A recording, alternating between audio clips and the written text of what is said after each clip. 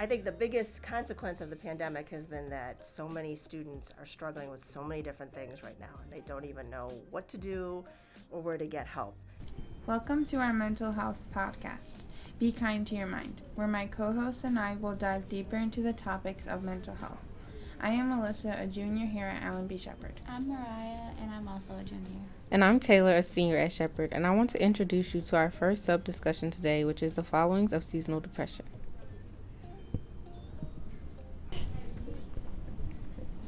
With the winter season fast approaching and daylight ending and beginning quicker than before, it's almost a pretense for many people to feel the effects of seasonal depression. Today, I mainly want to narrow in on how these effects can inflict harm mostly to teens like ourselves, me, Mariah, and Melisa. Personally, with the sun falling at 5 p.m. and my light case of senioritis, I easily understand the weight of seasonal changes. Actually, Mariah, have you ever experienced or thought you might have seasonal depression? Yeah, Taylor, I have thought that I was experiencing seasonal depression, and I feel as though this is because the cold weather is very draining emotionally, and with it getting darker earlier, it's not very upbringing, so it can definitely have a negative effect. What about you, Melisa? I can agree with what you said, Mariah. When the sun goes down quicker, it seems as my mood goes down as well. Well, it's not uncommon for most to feel the same ways we do. In actuality, it takes a lot more than just an understanding of seasonal sadness to be recognized as someone with seasonal affective disorder, otherwise known as SAD. SAD is brought on by the brain's response to shorter daylight hours. Daylight affects two chemicals in the brain, melatonin and serotonin. These chemicals help regulate a person's sleep, wake cycles, energy, and mood. Shorter days and longer hours of darkness in fall and winter may cause higher levels of melatonin and lower levels of serotonin. Seasonal depression in teens can impact their day-to-day activities because of issues such as lack of interest in social activities, reduced concentration and focus, and a tendency to oversleep and overeat. If you are noticing these signs of depression in your own life, it is critical that you seek treatment. Many different forms of depression treatment can support young adults so that they can learn the appropriate coping skills and manage their emotions effectively. When a certain season comes around and you start to notice that you're becoming sadder, it's best to see a professional to get an in-depth motive of your depression. Melisa, what is a deeper development of anxiety? A form of this is social anxiety. Social anxiety occurs in most kids as well as adults and teenagers. Social anxiety disorder isn't common. About 7% of Americans are affected. I personally think social anxiety has increased over the years. That pandemic has changed me, and I'm sure most people can relate when I say doing school online was unmotivating, tiring, and exhausting. I felt like I was trapped in my room doing school and not communicating with others. But now that we are back in full time, it's definitely really hard to communicate the same with my peers again. If you would like to know what can help with social anxiety, here is our counselor, Mr. Sharma, sharing some tips. Students with anxiety will not be resolved quickly. This is a very serious ongoing situation. They will need help from a trusted adults in their in or outside of school. It's recommended they definitely seek help, counseling services. We do have temporary counseling services here at school between the social workers and the counselors, but they will probably need something that will be ongoing to help them deal with the stress, anxiety, or depression, whatever other social emotional issues they're dealing with from a mental health standpoint.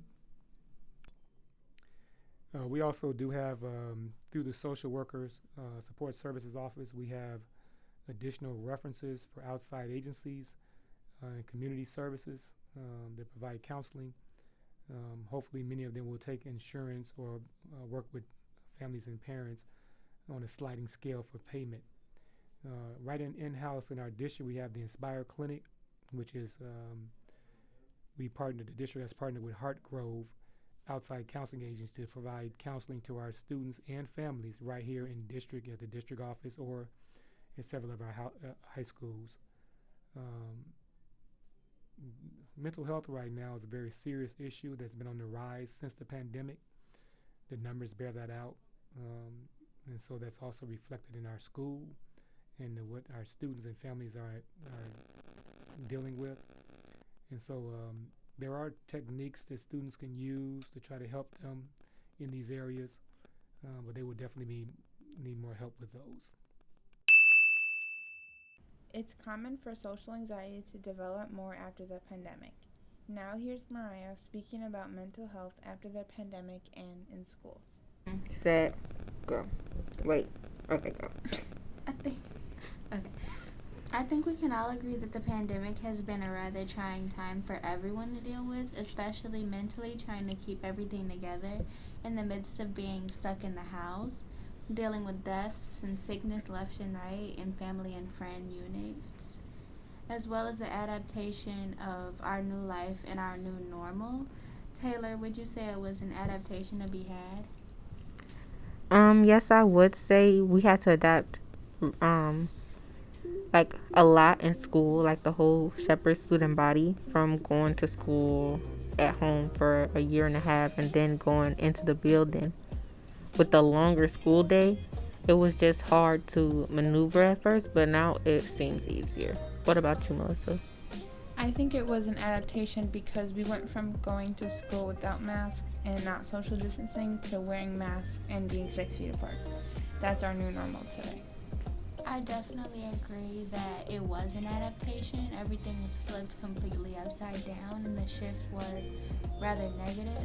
Studies show that before the pandemic, the suicide rate decreased by 6.8%, and then throughout the pandemic, the suicide rate jumped up to 27.7% at the peak of the pandemic, according to healthfeedback.org. This is because the virus affected people, took away their families, their sanity, their livelihood, and sitting in the house every day, all day, was emotionally and mentally draining. Throughout the pandemic, I can verify the mental drain because I was tired, drained, and I slept a lot and barely ate because I slept so much. The anxiety of not knowing what's going on, what's going to happen, the outcome of everything, and then the fear of the unknown as well. So the pandemic definitely changed a lot and took a lot away from people, not just within the family, but mentally as well.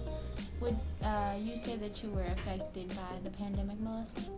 Yes, the pandemic has definitely affected me mentally. Being online and in school was hard, exhausting, and draining. Can you agree, Taylor? Oh, yeah. Yes, I can agree. The pandemic definitely. Yeah, I think we need to. With all of our research and continuous efforts, we hope that we provide clarity for all in such confusing times. It's been hard for all of us, and as a team, we want to diffuse our rising mental stress. And if you want further information to find help on any of these topics, we will provide the links in the description.